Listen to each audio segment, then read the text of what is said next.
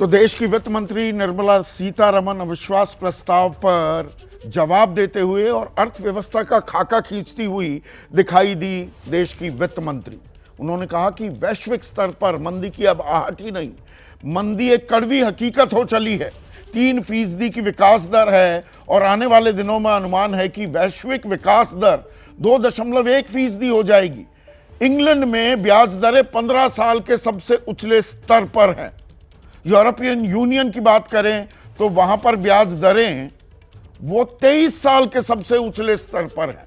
आज मौद्रिक नीति भी आई है और आरबीआई ने तीसरी बार लगातार जो ब्याज दरें हैं, जो रीपो रेट होता है, उसको बरकरार रखा है। ये बात और है कि पिछले साल मई से जो सिलसिला शुरू हुआ था, 2.5% ब्याज दरें बढ़ी थी, जिसके चलते आप मैं जो हम बकरा किस्तों पर है ना, ईएमआई में जिंदगी फंसी हुई है, वो ईएमआई काफी हद तक बढ़ गई है। लेकिन बात है मणिपुर की और बात है प्रधानमंत्री जब करीब 4 बजे लोकसभा में आकर जवाब देंगे, उस जवाब के मुख्य बिंदु क्या रहने वाले हैं। के शर्मा, प्रधानमंत्री ने बोला था अविश्वास प्रस्ताव से पहले आखिरी गेंद पर छक्का मारूंगा, तो हम क्या उम्मीद कर सकते हैं 4 बजे?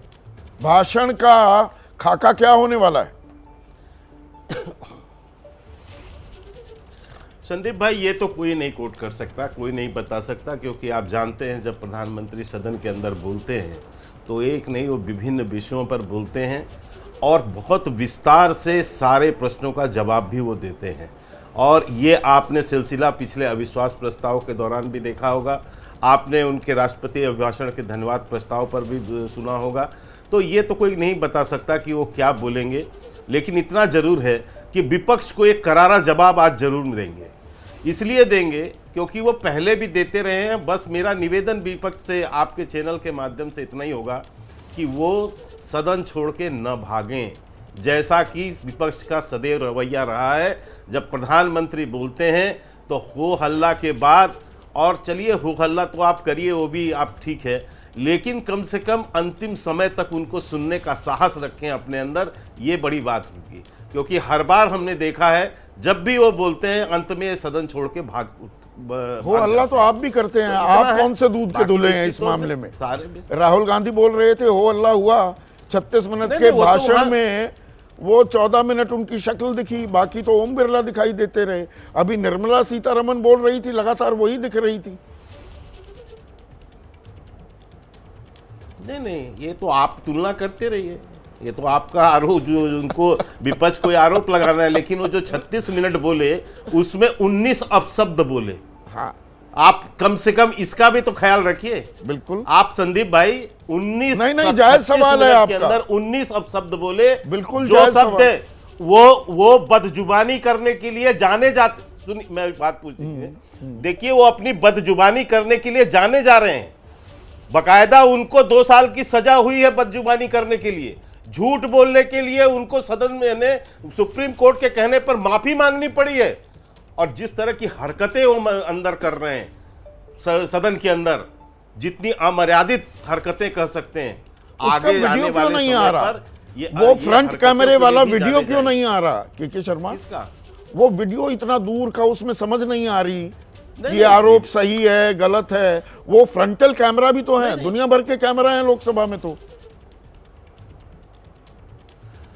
नहीं, वो तो स्पीकर का प्रोग्रेटिव है। वो तो जब अभी विशेषाधिकार में वो मामला जाएगा, वहां पर वो स्पीकर सारी चीजें देख के और बताएंगे कि क्या चीजें हैं हुई है। लेकिन जो लोग वहां हैं, जो लोग उस सदन में थे, मैं तो कोट करूंगा इनके विपक्षी दलों के ही सांसद के जो ट्वीट आए, आप उनको भी दिखाएं। उन्होंने भी स्वीकार लिया। आज उसमें जो रिपोर्टर्स वहां बैठे हैं, आज उनके आप बयान सुन लीजिए। मैं अभी सुन के आ रहा हूं, मैं चैनल कोट नहीं करना चाहता, लेकिन अभी मैंने उसकी सुने वहां के, उन्होंने ही स्पष्टता से बताया कि हाँ उन्होंने हरकतें की है। तो आप सोचिए संदीप जी, ये संसद है, सड़क नहीं है। आप जो संसद है उसकी मर्यादा है, आप आरोप लगा, सीमा है। सुनिए ना के अनिल, 19 ऐसे शब्द, आपत्तिजनक शब्द सूची होती है लोकसभा की कि इन शब्दों का इस्तेमाल ना किया जाए, उनकी जरूरत क्या थी?